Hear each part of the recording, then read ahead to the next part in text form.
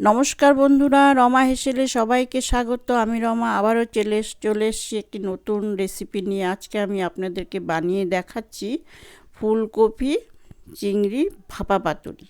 দেখুন, এখানে ফুলকপি নিয়েছি আমি ছোটো ছোটো করে কেটে, ফুলকপিগুলো ধুয়ে পরিষ্কার করে নিয়েছি। আর এখানে কড়া বসিয়ে দিয়েছি আর বেরেস্তা করে রেখেছি আগের থেকে। বেরেস্তা তো আমার দেখানো কিছু নেই, আগের চ্যানেলে দেওয়া আছে বেরেস্তা বানানো।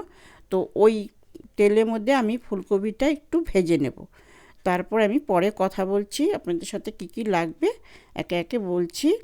আগে একটু করে নিই। এখানে আমি চিংড়ি মাছটা দিয়ে করব। অলরেডি আমি চিংড়ি মাছটা ভেজে রেখেছি। চিংড়ি মাছ ভাজা দেখানোর কোনো সেই নেই, আর সেই জন্য আমি আর ভাজাটা দেখালাম না। তো আমি অল্প কয়টা চিংড়ি মাছ আগের থেকে ভেজে ওই তেলে আমি ফুলকপিটা ভেজে নিচ্ছি, কারণ ফুলকপিটা একটু শক্ত। আমি যেহেতু এটাকে ভাপা করব, একটু ভেজে নিতে হবে, নাহলে সহজে এটা সেদ্ধ হবে না। তার জন্য আমি এটা একটু নুন দিয়ে, হালকা একটু নুন দিয়ে, এটাকে সামান্য একটু হলুদ দিয়ে এটাকে হালকা ভেজে নেব। এটা একটা নতুন, কেননা ফুলকপি এখন আর ভালো লাগে না একটু সবজি খেতে। এইভাবে বানালে ভীষণ একটা টেস্টি খাবার হয়। আমি এটা প্রথমেই বানালাম, তার হচ্ছে আপনাদের সাথে শেয়ার করে দিই। সেই জন্য আপনাদের শেয়ার করছি। এটা রুটির সাথেও ভীষণ ভালো লাগবে, গরম গরম ভাতের সাথেও খেতে পারবেন। একবার বানিয়ে খান। তা এখন আমি কি কি মশলা নিয়েছি সেটা আমি একবার দেখিয়ে দিব করার সময়। দেখুন, আমি ফুলকপিগুলো ভেজে নিয়েছি। এইভাবে ভেজে নেবেন, তাতে আমার শক্তই আছে, পরে কালারটা চলে এসছে। এখন আমি এখানে চিংড়ি মাছ তো বললামই ভেজে রেখেছি। তো এখানে মশলার ভিতরে আমি নিয়েছি, দেখুন এখানে কাঁচা লঙ্কা বাটা নিয়েছি। এটার মধ্যে দিয়ে দিলাম রসুন বাটা সামান্য, সব অল্প অল্প করে নিচ্ছি কিন্তু ছোটো চামচ দিয়ে। পেঁয়াজ বাটা সামান্য, হলুদ গুঁড়ো একটু দেওয়া আছে, সেই জন্য সেই পরিমাণ মতো। নুনটাও পরিমাণ মতন দেবেন স্বাদ অনুযায়ী। আর এখানে আছে কাজু, কিশমিশ আর পোস্ত একসাথে করে আমি এটা নিয়েছি। আর এখানে সামান্য সর্ষে বাটা, আর এটা হচ্ছে কাশ্মীরি লঙ্কা গুঁড়ো কালারের জন্য। আপনারা চাইলে ঝাল যদি খান, যেহেতু আমি কাঁচা লঙ্কা বাটা দিয়েছি সেই জন্য কাশ্মীরি লঙ্কা গুঁড়ো দিলাম, যাতে এটা কালারটা ভালো আসে। আপনারা চাইলে লাল লঙ্কা গুঁড়োও দিতে পারেন। আর এর সাথে দিয়ে দিচ্ছি আমি চিংড়ি মাছগুলো, ভাজা চিংড়ি মাছগুলো দিয়ে একসাথে এটাকে আমি মেখে নিব। এখানে আমি আর তেল ব্যবহার করব না। এখানে পেঁয়াজ আমি বেরেস্তা করছি, সেখান থেকে একটু পেঁয়াজ আমি এখানে দিয়ে দিলাম বেরেস্তা। আর দেব ঘি। তেলটা আর ব্যবহার করছি না, ভাজার সময় যেটুকু করেছি আর দিইনি। এখন আমি 1 চামচ ঘি দিয়ে দিচ্ছি এর মধ্যে, দিয়ে এটাকে ভালো করে মেখে নিতে। আমি হাত দিয়ে মেখে নিচ্ছি, কারণ হাত চামচ এটা ভালো হবে না, এই জন্য এটা ভালো করে মেখে নিতে হবে। আমরা যেরকমভাবে ইলিশ ভাপা করি, যে কোনো ভাপা করি, সেইভাবে এটা আমি করব। ভাপা পাতুরি আপনারা বানিয়ে খান, একদম সুন্দর এটা হয়ে যাবে। একটা বাটির মধ্যে আমি এটা ভাপা করে নেব। তো আপনাদের কাছে আমি বলতে চাই যে আপনারা যারা নতুন আছেন আমার চ্যানেলে, তারা আমাকে প্লিজ সাবস্ক্রাইব করে দেবেন। যারা পুরনো আছেন তারা আমাকে ছেড়ে যাবেন না। আজকাল আমাকে সবাই ছেড়ে চলে যাচ্ছে, আমি বুঝতে পারছি না। কারণ ভালো না লাগলো, প্লিজ আমি কষ্ট করে ভিডিওটা করি, আপনারা দেখবেন, দেখার চেষ্টা করবেন।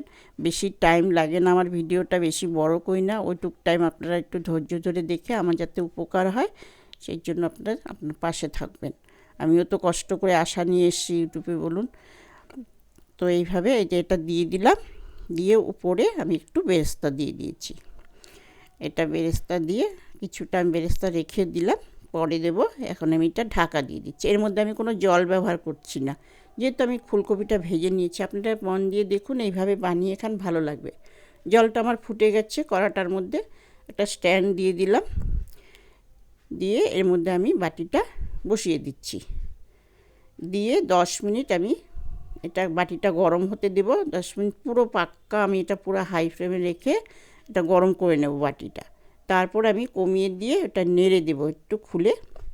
দেখুন জলটা প্রায় শুকিয়ে আসছে। জলটা যখন শুকিয়ে আসবে আর একটু জল দিয়ে দিবেন, কারণ ফুলকপিটা হতে একটু টাইম লাগে। তারপরে এটাকে আস্তে করে সাবধানে উঠাতে হবে। এটা স্লিপ কাটার ভয় আছে, আমাকে সাবধানে এটাকে নামাতে হবে।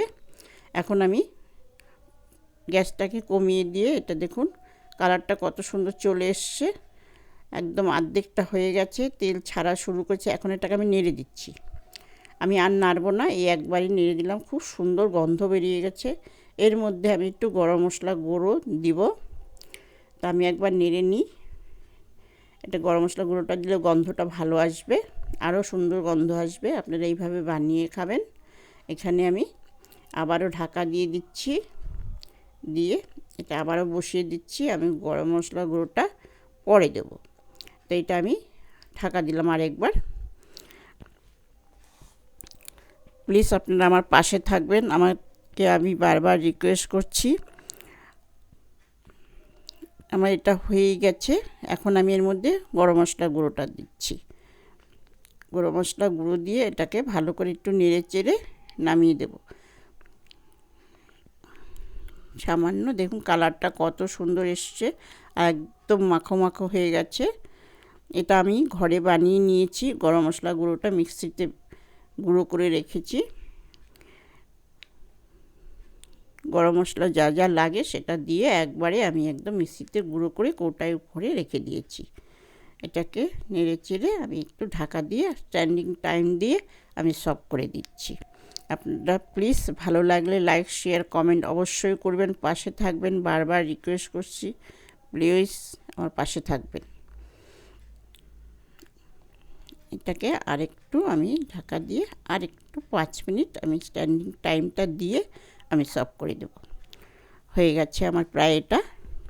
দেখুন কত সুন্দর হয়েছে, খুব সুন্দর গন্ধ বেরোচ্ছে। সেটা তো আপনাদের বুঝতে পারবেন না, সেই জন্য আপনারা বানিয়ে করুন, বানিয়ে ফেলুন এবং এটা মজাটা নিন।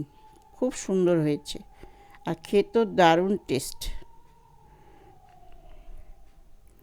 রুটি, আগেই বললাম, রুটি, নান, পরোটার সাথে এটা ভীষণ ভালো যায়।